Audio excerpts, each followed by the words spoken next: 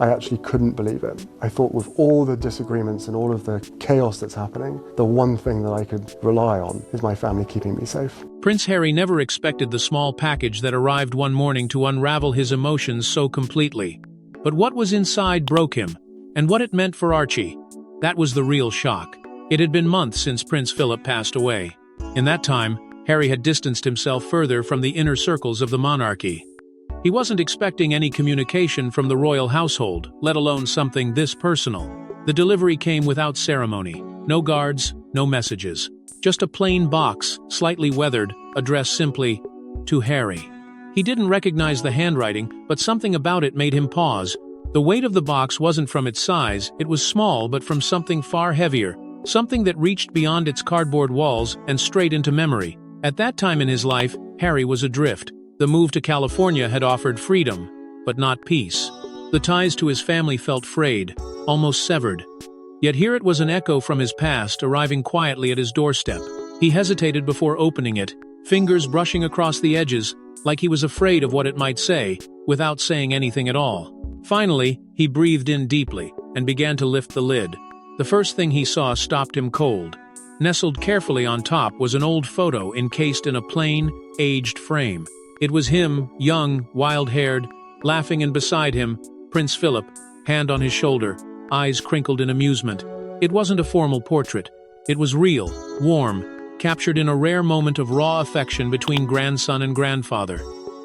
Harry stared at the photo, barely blinking, as the weight of that memory sank into his chest. A lump rose in his throat, unspoken words suddenly heavy in the air. That photo alone might have been enough to shake him. But the box wasn't done. As he reached inside further, the fabric of time seemed to thin. Every movement was slow, deliberate, as if each object were layered with memories waiting to pounce. A set of old cufflinks appeared next, slightly scratched but polished with care. Harry remembered seeing them before on Prince Philip during countless royal events. Next came a pocket knife, familiar in shape, worn smooth from years of use. This wasn't just a collection of things. It was a message. It was a legacy disguised as leather and metal. And the more he unpacked, the more he felt the room closing in, as if the past itself had stepped inside and taken a seat across from him. Each item stirred something deeper: guilt, longing, admiration. Harry didn't know whether to cry or smile. These weren't just relics of his grandfather's life. They were symbols of what had been left unsaid, undone. And beneath it all, he felt something else brewing, an unsettling sense that this box had one final message buried deeper. A message not meant for him alone. But just when Harry thought the surprises were over, he reached into the box again and found something he was never meant to see. Not yet. Buried beneath the keepsakes was a folded piece of paper, simple in form, but destined to shake Harry to his core. It had just one name: Archie. At first glance, it looked like an ordinary envelope, modest, unmarked by date, sealed by time rather than wax. But when Harry turned it over and saw the familiar, firm handwriting across the front, something inside him stilled. Archie. Not to my great-grandson, not to the Sussex heir, just Archie. That alone felt like a whisper from beyond. It wasn't an official note prepared for public eyes or some royal token of heritage. This was something private, raw, and utterly real. A message from grandfather to great-grandson, hidden among mementos, waiting for a day when it might finally be read by the one who needed it most. But now it was in Harry's hands, and he wasn't sure he was ready for what it might contain. He held the envelope tightly, his thumb brushing the edge of the seal. The paper was thick, sturdy, the kind chosen when the message inside is meant to last, yet its simplicity made it even more profound. It was as if Prince Philip had known that the moment of its opening would carry more weight than the words themselves. Harry turned it over once more, eyes lingering on the ink. There was no stamp, no symbol, just a name. But that name, it wasn't written in ceremony, it was written in love. Harry sat in silence, unsure whether to open it. His hands trembled not from fear, but from the overwhelming sense that this wasn't meant for him, not yet. The letter had been buried beneath the other items, intentionally placed as if to delay its discovery until the moment was right. And now that moment has arrived. Yet Harry hesitated. This wasn't just paper and ink. This was a legacy. And legacy, once read, cannot be unread. It's not just the past, it's a mirror held up to the future. For a long moment, he simply held it. He thought about what kind of grandfather Prince Philip had been. a man not known for sentimental speeches. Yet here he was, speaking from beyond with a letter meant for a boy he hardly got to know. A child Philip likely feared would grow up without understanding the roots of the family he was born into. And so, rather than leave it to history books or tabloids, Prince Philip had written something himself. Something real. Something only family could understand. Harry finally slid his finger beneath the flap and carefully unfolded the single sheet of paper inside. No pretense, no crest, just words. Words he hadn't heard in years, but now felt like they were being spoken straight into his heart.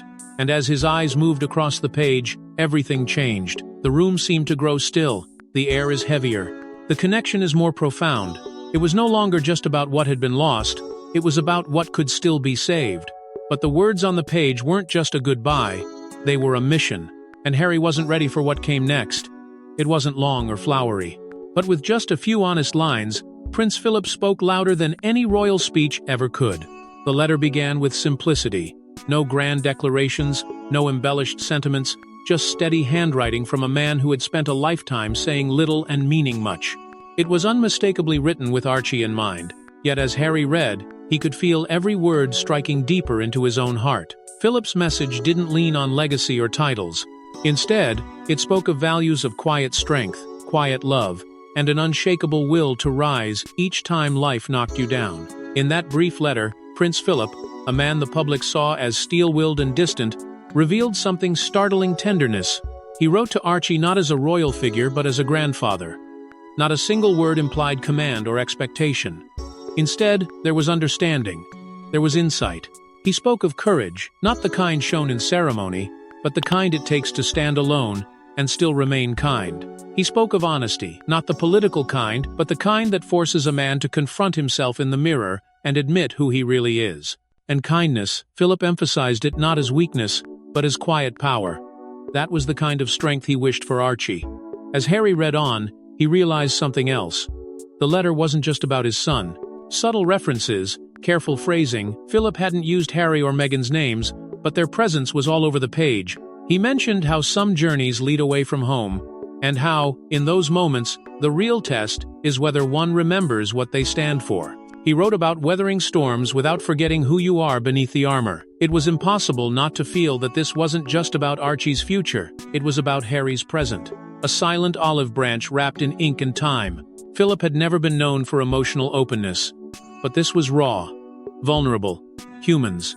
He had chosen his words with care, not to lecture, but to guide.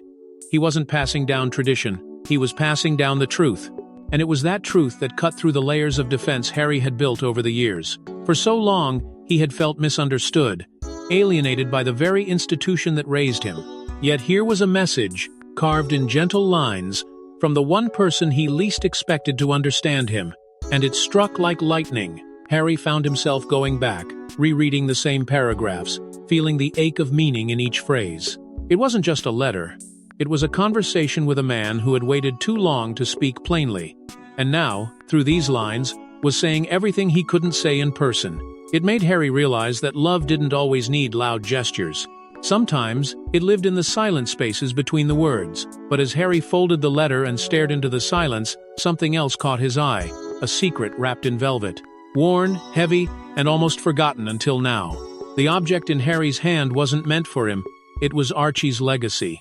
As Harry reached deeper into the box, past the cufflinks, past the weathered knife and letter that still lingered in his trembling grip, his fingers brushed against something soft velvet, folded and protective. He pulled it out slowly, the cloth concealing something delicate, something aged. Unwrapping it revealed a small leather pouch, clearly old but well cared for. Inside lay a watch, no shine, no spectacle, just time etched into metal and memory. The glass bore faint scratches. The face had faded, yet it ticked alive and beating, like a relic refusing to surrender. It wasn't just Prince Philip's watch. It had lived far longer. Turning it over, Harry found initials engraved in its back. They didn't belong to Philip. They were someone else's, another ancestor, long buried beneath royal tradition. And that's when the truth struck. This wasn't a token. This was history. This was discipline passed through the generations. A line of fathers and sons, each carrying the burden and wisdom of the last. Not a collector's piece, but a silent mentor. A timekeeper that had measured lifetimes. It didn't sparkle. and it wasn't designed to impress. But Harry could feel the gravity in its worn edges and tarnished curves. There was strength here, a quiet kind of strength, the kind his grandfather had lived by and rarely explained. This wasn't just an heirloom, it was an inheritance, a symbol of endurance, of doing the hard thing even when no one's watching, of showing up, again and again, because that's what family means, even in silence. Harry opened the back carefully and found something more. Tucked just behind the mechanism was a folded note, small, nearly hidden. Written in the same sharp script he now knew by heart, Philip had explained its significance in just a few lines. The watch had been given to him by someone who taught him the value of time not as a commodity, but as a compass. It had been with him during the years when decisions felt impossible, and during mornings when duty left no room for doubt. And now, with steady hand and fading breath, Philip had chosen to pass it to Archie. That's when the weight of the moment truly settled. Philip hadn't simply thrown together old possessions, he had orchestrated a legacy, with precision, with intention, with foresight, long before his death, long before Harry had chosen a different life. He had still chosen Archie, still seen him, still wanted him to have something that couldn't be erased by scandal, distance, or public opinion. Something real. And with that realization, the pain shifted. It wasn't just grief, it was pride, and it had a purpose. Yet as the weight of history settled into Harry's hands, the present came crashing down. He tried to hold it together, but the tears came anyway, silent, sharp, and long overdue. Harry sat motionless for what felt like hours. The watch still rested in his palm, heavy with the weight of generations. The letter lay nearby, folded, but not forgotten. He wasn't speaking. He wasn't thinking clearly. He was just breaking. The flood of emotions hit without warning, as if everything he had buried for years had clawed its way to the surface in that one suffocating moment. Grief, regret, guilt, loneliness, it all swirled inside him like a storm with no eye. He stood up, walked slowly around the room, trying to distract himself. But everywhere he turned, another memory ambushed him. Philip's stern voice during royal ceremonies, his firm hand on Harry's shoulder at events, the quiet nods of approval that said more than words. And then, like an echo, came flashes of Diana, her laughter, her warmth, the softness she offered in contrast to everything else. The loss of her had carved something deep in him, but this grief was different. It was layered. This wasn't just about Philip. This was about what had been taken, what had been lost, and what would never return. Harry leaned against the wall, his chest tightening under the pressure. The silence was deafening, and then the tears came first slowly, then uncontrollably. He didn't fight them. He didn't need to be strong. Not here, not now. His body slid down to the floor, back against the wall, head buried in his arms. The room faded into the background. No palace, no public, no performance, just a man overwhelmed by the truth he could no longer escape. It wasn't just about losing a grandfather. It was about losing his place in a family that had shaped him but never truly understood him. It was about walking away from a world that had once been his entire identity. About being cast as a traitor when all he'd ever wanted was freedom without abandoning love. About trying to forge a path without letting go of what mattered, and failing. Over and over again. This breakdown was years in the making. Not a single moment of sorrow, but 1,000 small heartbreaks piling up until the weight became unbearable. In that corner of the room, Harry didn't sob for the cameras. He didn't grieve for the monarchy. He cried for the boy who never got to say goodbye to his mother. For the man who had to say goodbye to his country. For the father who feared his son would grow up untethered, unrooted, and misunderstood just as he had. The emotion burned through every layer of protection he had built. And in that breaking, something honest finally emerged. But in the middle of his solitude, a message appeared quiet, but powerful enough to break years of silence. No formalities, no grand speeches, just a short text that cracked the frozen silence between brothers. After hours spent alone in the silence of grief, Harry sat up, still hollowed by everything he had just felt, but also strangely aware that something within him had shifted. The tears had dried, but the ache hadn't. And that ache, for the first time in years, wasn't just about loss. It was about connection, or rather, the absence of it. On impulse, he reached for his phone. Not to scroll or distract himself, but to reach out without strategy, without agenda. His fingers hovered for a moment, then typed a brief message. He didn't overthink it. Just a line about the letter, a few words about the watch, and the quiet confession that it had moved him deeply. He hit send before he could talk himself out of it. He didn't expect a reply. Not quickly, maybe not at all. The air between them had been cold for too long, thick with misunderstandings and unspoken hurt. But within minutes, the phone lit up. It was William. His response wasn't long. It wasn't poetic. It didn't reference their feud or offer apologies. It simply said, "I remember that watch. He never went anywhere without it." That was it. But it hit like a jolt of electricity. Because behind those 10 words was a door, one that hadn't just creaked open, but had quietly unlocked. For the first time in what felt like forever, Harry felt the weight of something he didn't know he missed being understood. That one sentence told him William hadn't forgotten everything, that their shared past hadn't been erased by present tensions, that Philip's memory could still unite them, even when everything else tried to tear them apart. It wasn't reconciliation, but it was something. A few hours later, Megan received a message as well, this time from Kate. Warm, respectful, and short. Just checking in, asking how things were, and gently acknowledging the letter. She said William had told her about it, and that the family was thinking of them. No theatrics, no digging, just grace. Megan responded with equal warmth, appreciating the message. It wasn't a long conversation, but it didn't need to be. In families like theirs, sometimes the quietest gestures say the most. Those small acts, seemingly ordinary, felt seismic to Harry. Because they didn't come from duty, they came from emotion. Real, unpolished emotion. The kind that had been buried under years of royal protocol and tabloid noise. For a fleeting moment, it didn't feel like they were two men on opposite ends of a battlefield. It felt like they were brothers, scarred, distant, but still tethered by something older than conflict. Something neither of them could quite name, but both still felt. And with that, something shifted, not in palaces or tabloids, but in Harry's heart. Harry stared at the watch, not as a prince, not as a rebel, but as a father shaping the next chapter. In that moment of stillness, something inside him settled, not in defeat, but in clarity. Philip's letter hadn't just tugged at his heartstrings. It had dismantled an illusion. For so long, legacy has been synonymous with tradition, bloodlines, palaces, and protocol. But now, holding this weathered watch and rereading the words meant for a boy who couldn't yet read, Harry saw it differently. Legacy wasn't about what you left behind in titles or institutions, it was what you passed down in values. And in that realization, a new fire sparked.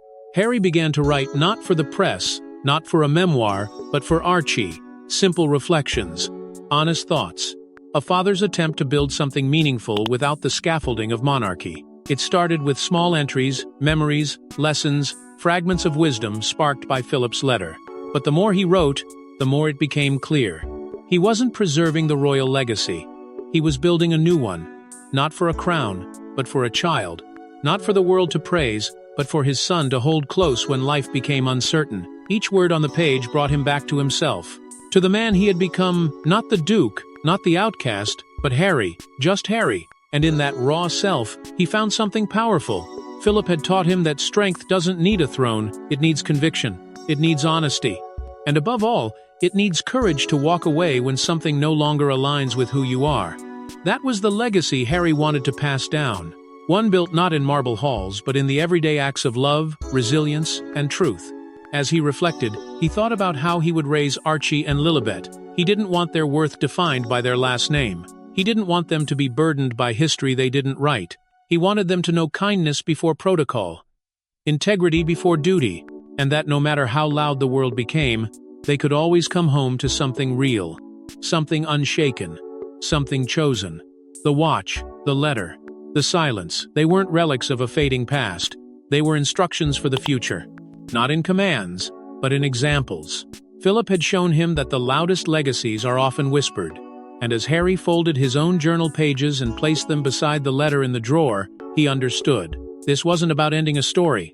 It was about rewriting it with cleaner lines, fewer shadows, and a message that would endure far beyond their names.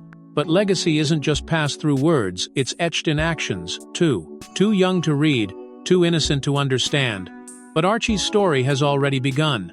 The letter was folded carefully, the ink still crisp, its weight heavier than parchment should ever be. The watch, now wrapped again in its velvet casing, ticked softly in its drawer, hidden, but not forgotten. Harry had placed them side by side, not because of what they were, but because of what they represented.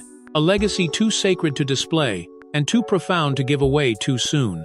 These weren't gifts for the present, they were messages buried in time, waiting to be unearthed, when the boy they were meant for was ready to listen not just with ears, but with heart.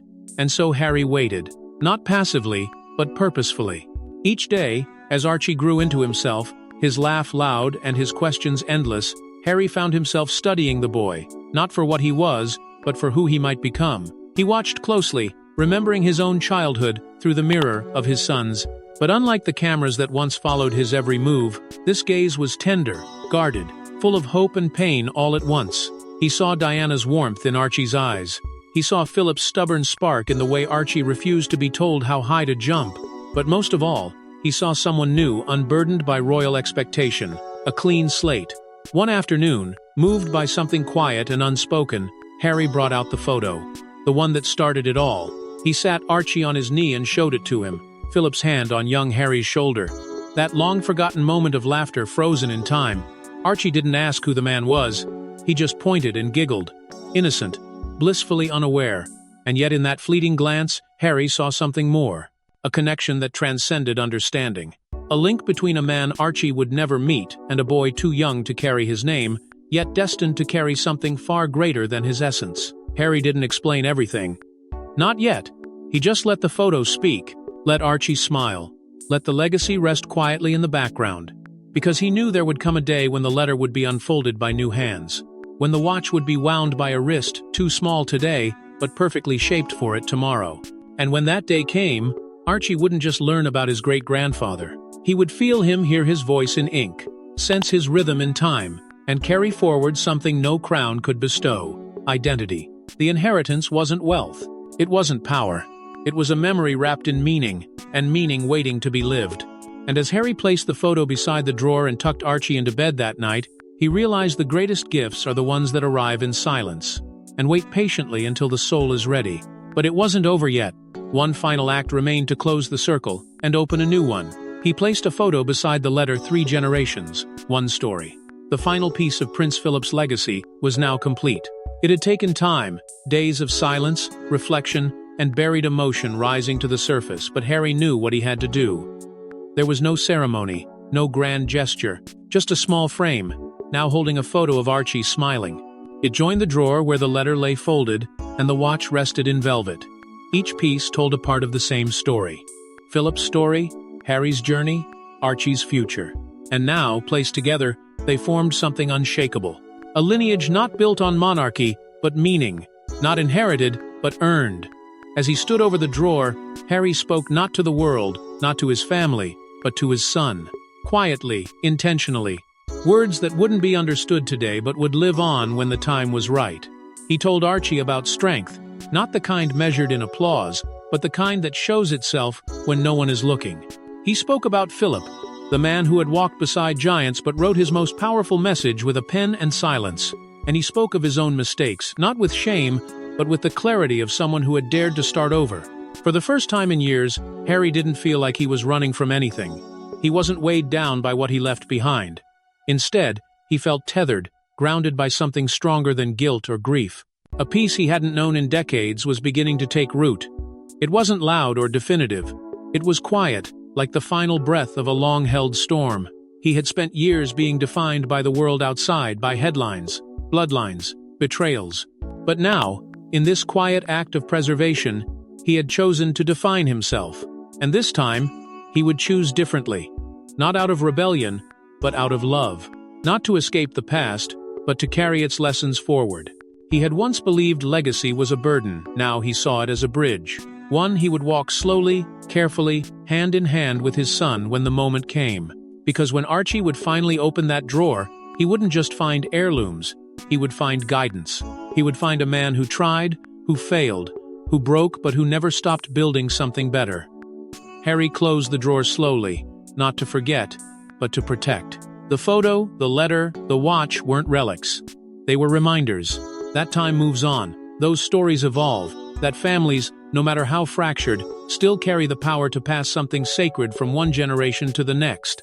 And this story, their story, had found its ending not in headlines or history books, but in the stillness of a father finally ready to be more than what he was born into. Because sometimes, healing doesn't roar. It whispers through a letter, a watch, and a tearful memory that refuses to fade. Thanks for watching. Don't forget to like and subscribe, and we will see you in the next one.